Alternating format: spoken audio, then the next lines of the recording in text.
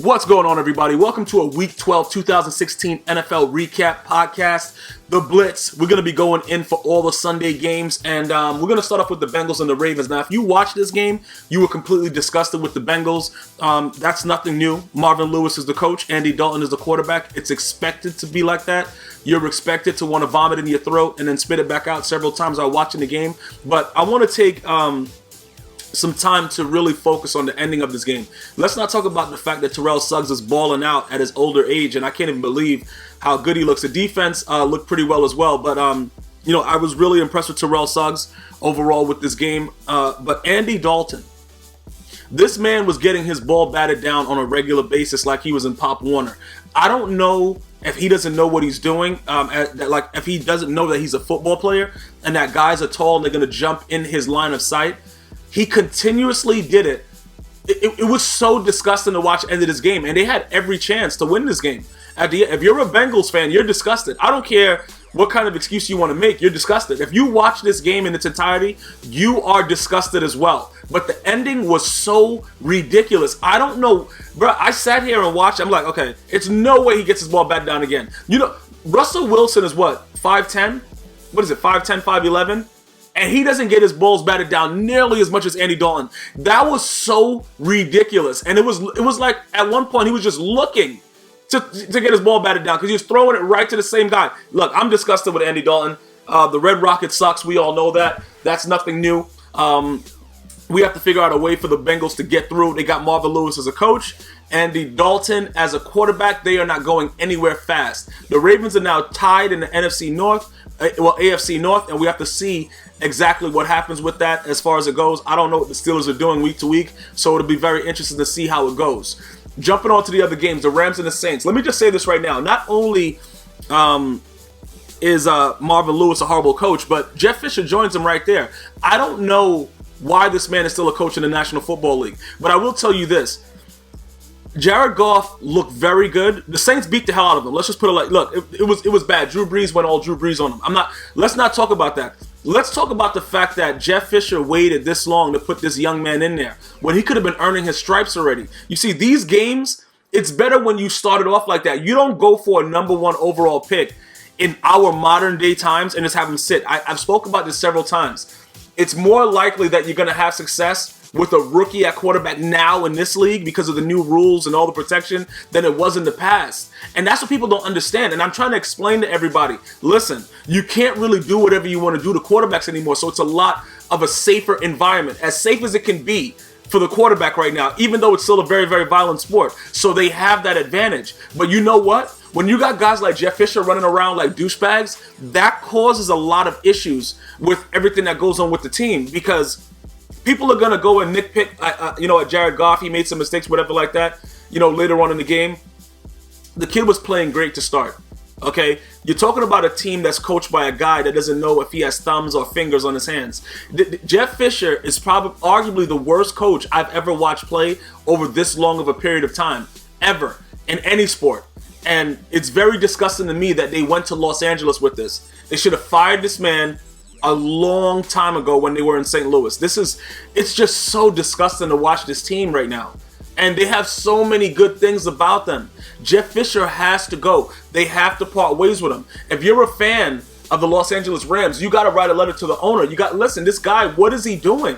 You got Greg Williams on the sideline. He's a defensive coordinator. He's over there like, I don't know what to do. When you're Jeff Fisher and you give a guy like Greg Williams a second chance, and I believe in second chances, but Greg Williams is a savage.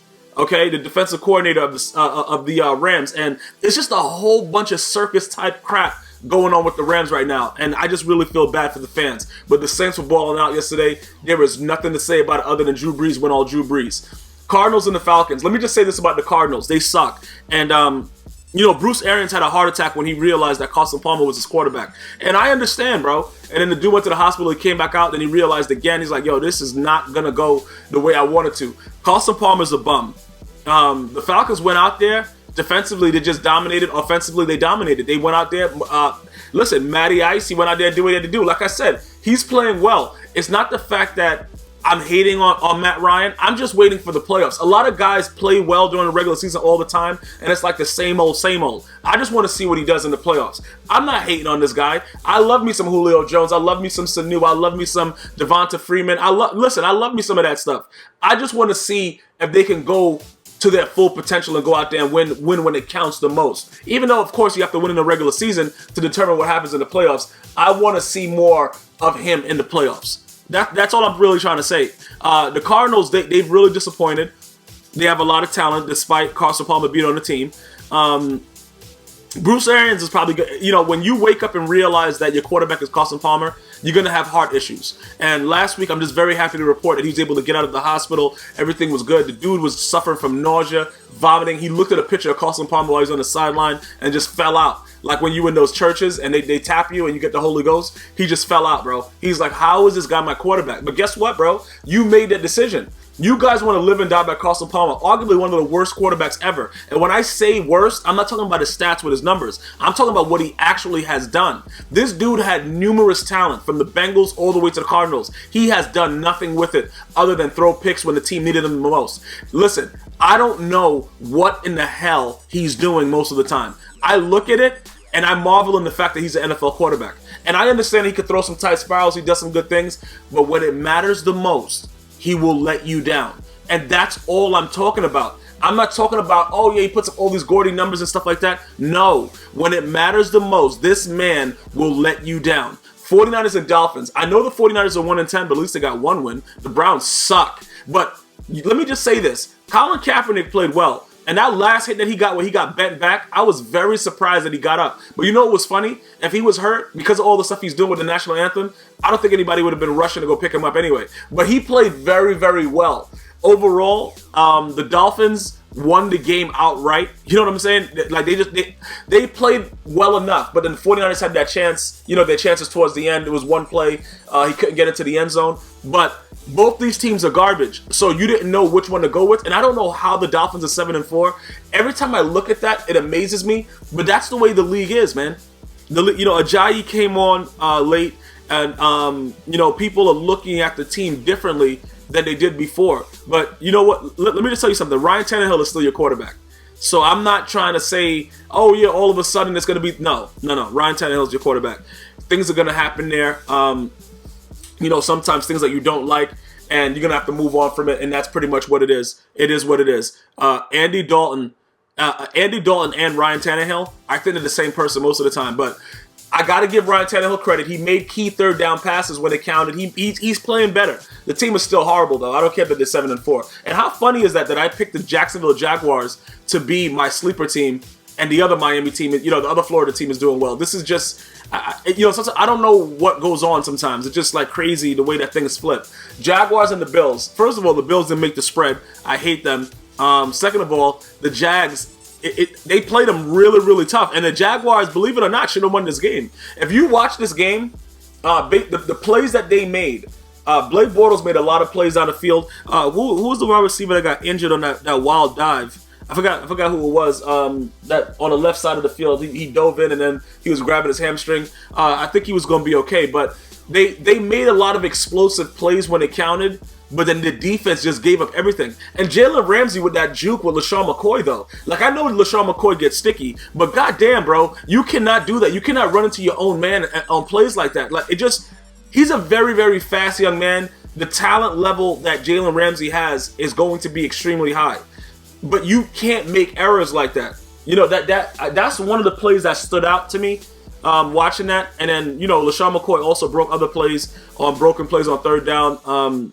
It was a very, very interesting thing to see the way the defense just struggled overall. Tyrod Taylor played very, very well, though, and I'm very impressed with the way that he's continuously able to be mobile when everything looks bad. And, I had some people try to compare him to Michael Vick. There'll never be another Michael Vick. There will never be another Michael Vick. Let me just say that. But he's playing well. He's very, very quick and elusive. There'll never be another Michael Vick. Don't ever, guys, just stop it. If you guys were able to be blessed enough to watch Michael Vick play when he was playing in his prime, just always just ready to go, there was nothing like Michael Vick. The Michael Vick experience can never be duplicated. I don't give a F who you put out there. That man was unreal on the field. The Bills, Are their playoff hopes done? The Patriots probably have to lose every game or something like that, and I don't think that's going to happen for them to even make the playoffs, I believe. I don't know, because I think Miami might... Look, I don't know what's going on there. All I'm going to say is this. Rex Ryan, he was able to pull us out. I wasn't expecting the Bills to win this game, even though I bet them in the spread to 8.5. I just went with the most logical thing I thought would happen. But then when you believe in the Bills, bad things are going to happen. So it is what it is. I'm not even stressing over it. Titans and the Bears. Titans played well up until the fourth quarter when they just tried to give the game to the Bears. Now, what's that dude's name? Bellamy that dropped that wide open pass? Let me just say something about the Bears. They're much better without Jay Cutler. But you guys probably already knew that. The Titans, though, they play so well for 3 quarters. And then they try to give you the game every week. It is so stupid. I don't know how people are fans of these teams. There is no consistency. And I think that it's more or less being able to drink and have fun if you're like a real avid Titans fan, because it's not about the wins anymore. It's just not about it. You know what I'm saying? It's not about winning, because you don't know what is going to happen, and it's like a whole game it's like you're watching a game show and you're looking at one team and they're just doing all the dumbass answers, and then they come back and win anyway. Like the Titans, they tried to give this game away so many times. And look, defensively, they were playing well through the first 3 quarters, just playing very, very well. And then they just turn into something else. I don't know what they're doing. And I know a lot of people that are Titan fans, and a lot of people get very, very angry when I talk about the Titans, but that's not my problem to worry about your feelings. I'm going to tell you this right now. The Titans are doing some craziness right now.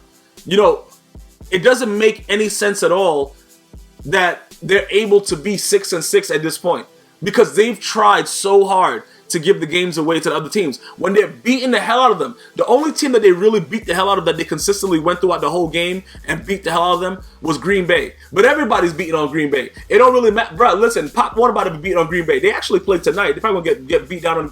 I don't know what their defense is doing. The Green Bay Packers have no defense right now. They have no defense. And they're completely relying on Aaron Rodgers. And, some people will say it's not fair. Look, it is what it is. The quarterback got to put a game on the shoulders and just do whatever he can do. But they suck. But the Titans now, I don't know. They have a great offensive line. Mariota has so much time to throw the ball. He'll decide to just throw the ball out of bounds, or he'll run for like 1 yard. I don't know what's going on. The Titans are an enigma. But the Bears suck. But they're much better without Jay Cutler. The Giants and the Browns. JPP intercepted the ball. Was it an interception? Was it a tip, or what did he run it back? I don't know what he did. I can't remember now. Not that I've been watching all these games, but I thought that he didn't have hands on one hand, or fingers or something. I don't know. Listen, either way, it was good to see him make a play, because I haven't seen him make a play in a very, very long time. I think he's been very, very cautious of, utilizing his hand and stuff like that. The Giants were supposed to beat the Browns by a lot more. The Browns may go 0-16. It's a very unique situation that you try to start RG3 and then you go 0-12. You see what I'm saying, bro? Like, the Redskins, they treated RG3 very, very poorly towards the end of his career. And I'm saying end of his career like he's not going to be anything in the NFL ever again. But he deserved the second chance. And I understand Hugh Jackson's point of view. But as a head coach, you have to realize what you're getting. And RG3, bro, he's had several chances after his first initial surgery, and he's shown that all he knows how to do is get hurt every game. So I don't know what's going to happen with Hugh Jackson, but if I'm the owner and I'm sitting back and I'm looking at the record and I know it's Hugh Jackson's first year and he's probably going to be a decent coach, but I got to recognize that I'm the Browns. So I got to fire you. You see what I'm saying, bro? I'm just telling you right through real talk. I got to fire you. The Giants played, well enough to win. OBJ, whatever. I can't listen. The game wasn't a game that we thought that it was any way possible the Browns would win at any time, even though Terrell Pryor is a stud. But the Giants, man, they just don't handle they play to their opponent. They don't handle business the way they're supposed to, and I just hope that changes going forward. The Chargers and the Texans. Brock Osweiler is terrible. We all know that. He showed it a lot throughout this game. They made a late attempt to try to do something, but Phillip Rivers was throwing dots to Henry, and it just wasn't going to work out. It wasn't going to work out for them in the end. The Texans, they make a lot of mistakes early, and then sometimes they're able to come back later in the game and do something. But Brock Osweiler is the main reason for the mistakes, and when your quarterback is doing that, you're not going to have a lot of success. And I'm not saying it to be mean to the Texans fans. Look, the dude got a king's ransom. I'm not mad about the money that he got. I'm not mad about Brock Osweiler's money. I'm mad that the way he's playing for the fans. I will never be upset about these dudes making their money. It's a very violent game. You don't never know what's going to happen.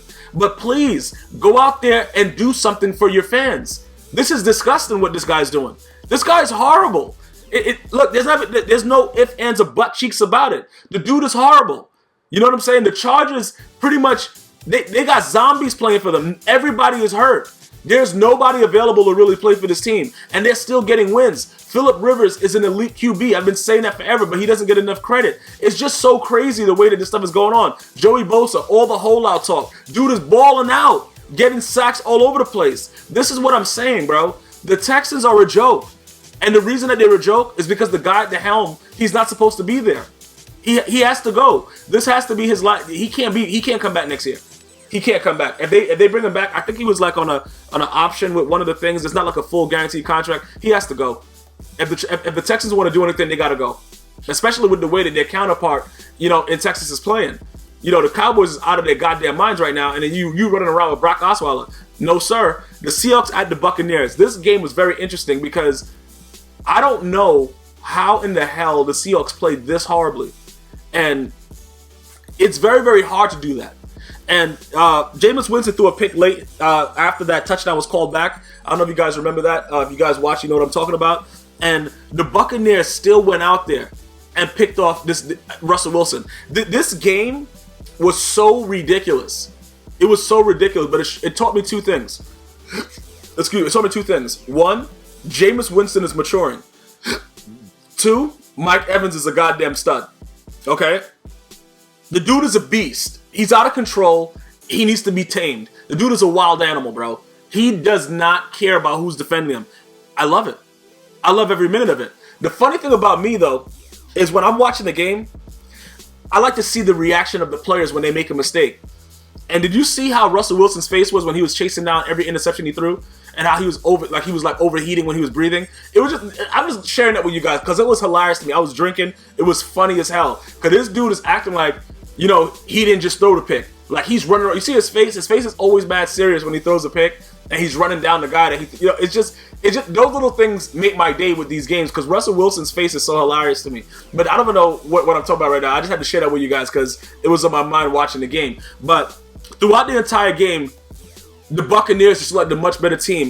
Jerome, McCoy, the D tackle? God damn, bro. That dude is just running right through lines. I don't know what exactly is happening right now, but the Seahawks better step it up because I'm telling you right now, the Cowboys getting that first round bye, and I don't want to go to Jerry World. You know what I'm saying? With the way them boys is playing, I don't really want to go to Jerry World. You know what I'm saying? So the Seahawks going to need to buckle down a little bit and figure out what's happening. But I'm going to be honest, I was not expecting the Buccaneers to win this game. And I'm pretty sure a lot of people weren't either, including the Buc fans.